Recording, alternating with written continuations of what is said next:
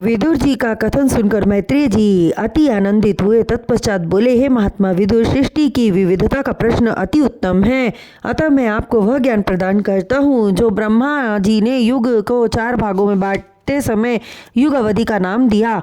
4 युगों का निर्माण करने के पश्चात चारों युगों को अलग अलग काल तक बने रहने का समय निश्चित किया।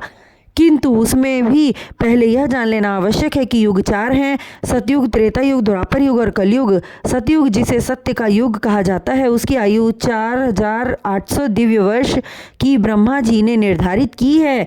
36,600 दिव्य वर्ष का त्रेता युग, 2400 दिव्य वर्ष का द्वापर युग एवं 1200 दिव्य वर्ष की आयु कलयुग को प्रदान की। अतः मनुष्यों के समय के अनुसार युगों की अवधि इस प्रकार है: देवताओं का 1 दिन मनुष्यों के 1 वर्ष के बराबर होता है तथा देवों का 1 वर्ष मनुष्यों के 360 वर्ष हुआ। इस तरह मनुष्यों के समय अनुसार सतयुग की आयु 77,28,000 वर्ष की हुई, 12,96,000 वर्ष का त्रेता युग, 8,84,000 वर्ष का द्वापर एवं 4,32,000 वर्ष की आयु कलयुग की है। हे विदुर जी, युग बदलने के साथ धर्म की गति भी बदलती रही।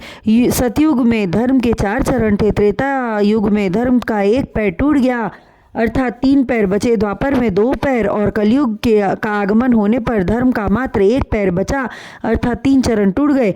मृत्यु लोक से देवता तक काल के रूप अलग अलग हुआ करते हैं। मैत्रेय जी बोले, हे विदुर, प्राणी जगत से लेकर वन औषधियों तक का ब्रह्मा जी ने सृजन कर डाला। पृथ्वी पर सजीव से लेकर निर्जीव तक का निर्माण किया, फिर भी उनके मन को शांति न मिली। संसार का विस्तार करने हेतु भावना बन रही थी, चित्त अधीर हो रहा था।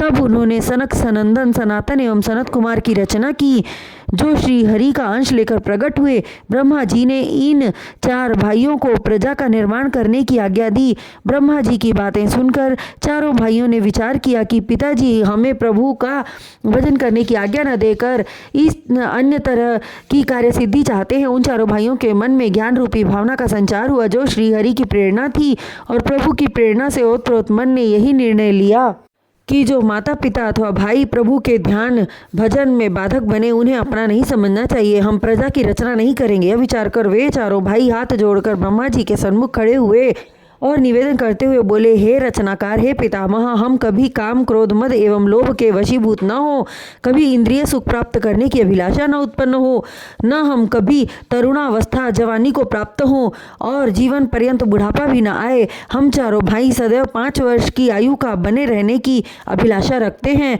अतः आप हमें 5 वर्ष के बने रहने का वरदान प्रदान करें, इसलिए कि इंद्रिय विषय भोग तथा सांसारिक मोहमाया से दूर रहकर श्री नारायण के ध्यान एवं भजन की अभिलाषा करते हैं।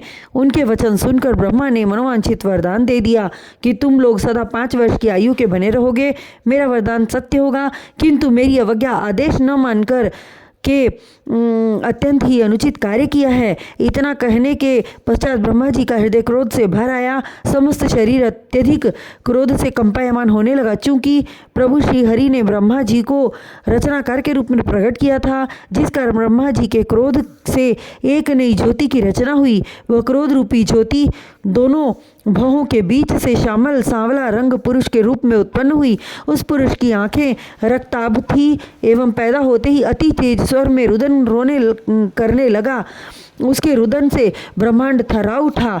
तब ब्रह्मा जी ने पूछा, हे पुत्र, तुम रोते क्यों हो? भवों के मध्य से ब्रह्मा जी के क्रोध के कारण उत्पन्न हुए पुरुष ने कहा, हे पितामह, मैं अनाम हूँ, आप अति शीघ्र मेरा नामकरण कीजिए। ब्रह्मा जी ने विचार किया, यह बालक पैदा होते ही रुदन करने लगा, अतः यह रुद्र होगा। तत्पश्चात नामकरण करते हुए बोले, हे बालक, तेरा अवतार रुद्र अवतार है, तू मेरी आज्ञा मानकर संसार में प्राणियों की रचना कर।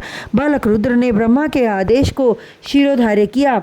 तत्पश्चात ब्रह्मा जी पुनः बोले, कि हे बालक रुद्र, तुझे संसार में प्राणी जगत के लोग शिव, शंकर एवं महादेव आदि नामों से पुकारेंगे। अब जाकर मेरे आदेश का पालन कर।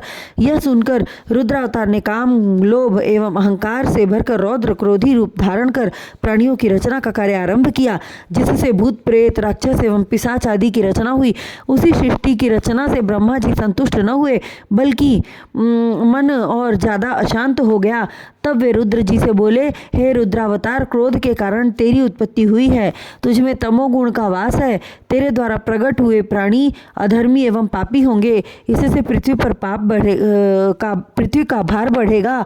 उचित यही होगा कि तू जाकर तपस्या कर, और तब तक तपस्या कर जब तक कि तेरे भीतर समाया तमोगुण नष्ट न हो जाए। जब तेरे शरीर में सतोगुण प्रविष्ट हो जाए, तब तुम उस सात्विक गुण द्वारा प्रजा की रचना करना। पितामह के वचनों को मानकर रुद्र जी ने रचना बंद कर दी और तपस्या करने के लिए पर्वत पर चले गए।